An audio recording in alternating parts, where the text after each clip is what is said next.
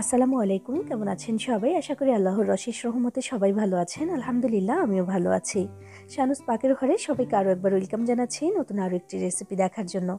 আজকে আমি আপনাদের সাথে শেয়ার করব ভীষণ মজার এবং মুচমুচে একটি নাস্তার রেসিপি। মাত্র 2টা ডিম আর কলা দিয়ে তৈরি করব আজকের এই মজাদার নাস্তাটা। আর এই ইউনিক নাস্তাটা বানিয়ে নেওয়া একেবারেই সহজ। মাত্র 10 মিনিটে ঝটপট করে আপনি এটা বানিয়ে নিতে পারবেন ঘরে থাকা অল্প কিছু উপকরণ দিয়ে। এটা ছোট থেকে বড় সবাই খেতে পছন্দ করবে। তো চলুন আজকে এই মজাদার নাস্তাটা আমি কিভাবে তৈরি করেছি সেটাই দেখে নেওয়া যাক। আর আপনি আমার ভিডিওতে একটা লাইক করে চ্যানেলটি সাবস্ক্রাইব করে পাশেই থাকবেন আশা করছি।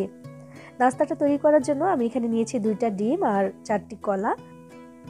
এবার আমি যেটা করব, প্রথমে কলাটাকে একটু কেটে দেখাচ্ছি। আচ্ছা, কলা কাটবো সেটা আবার দেখানোর কি হলো, তাই না?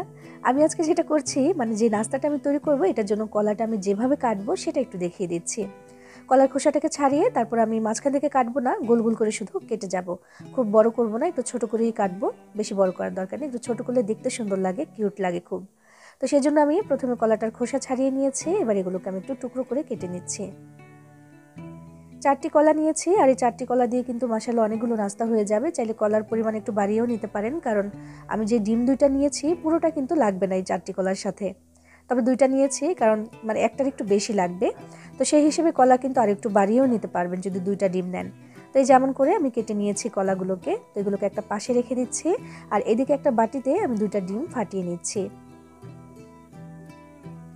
ডিম 2টা ফাটানোর পরে এখানে আমি দিয়ে দিব একটা অপশনাল জিনিস, যেটা আমি সবসময় ব্যবহার করি এই নাস্তাটার ক্ষেত্রে। সেটা হচ্ছে এলাচের গুঁড়া। একটা এলাচের ভেতরে যে দানাটা, সেটা আমি একদম গুঁড়ো গুঁড়ো করে নিয়েছি। এটা চাইলে দিতে পারেন যদি পছন্দ হয় বা পছন্দ যদি করেন। এটা ফ্লেভারটা অসাধারণ আসে, তাই আমি এটা একটু দিয়ে দিলাম। আর দিয়েছি আমি এখানে 1 চিমটি পরিমাণে লবণ।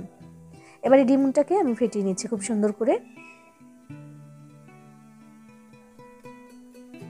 ডিমটা ফেটানো হয়ে গেলে এখানে আমি নিচ্ছি এর সাথে কর্নফ্লাওয়ার।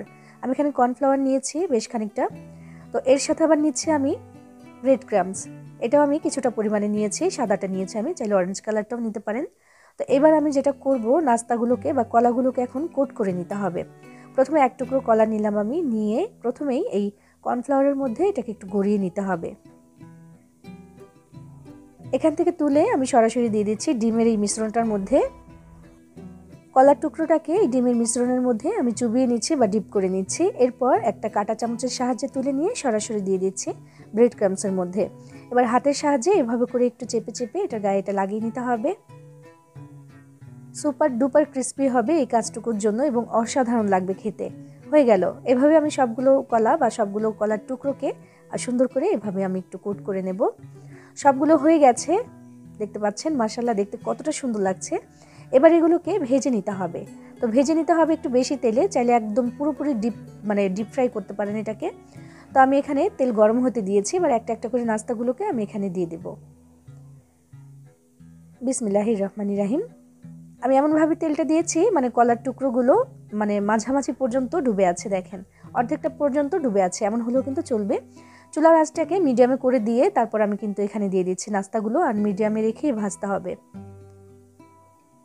এত সেদ্ধ হওয়ার তো তেমন কিছু নেই, তবে ভেতরে কলাটা না একদম সুন্দর ক্রিমের মতো হয়ে যাবে, একদম নরম হয়ে যাবে। এমনিতে তো কলা নরম, তারপর একদম ক্রিমের মতো হয়ে যাবে, মুখে দিলেই মিলিয়ে যাওয়ার মতো। তবে বাইরের যে আবরণটা সেটা একদম ক্রিস্পি হবে। এক এক করে সবগুলো টুকরো আমি দিয়ে দিয়েছি। এবার 3 থেকে 4 মিনিট সময় নিয়ে এগুলোকে উল্টে পাল্টে সুন্দর করে ভেজে নিতে হবে।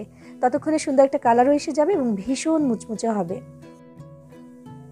কলার টুকরোগুলো যেহেতু একদম গোল রাউন্ড, তাই এটাকে একদম ভালো করে উল্টে পাল্টে বা ঘুরিয়ে ঘুরিয়ে সুন্দর করে ভেজে নিতে হবে।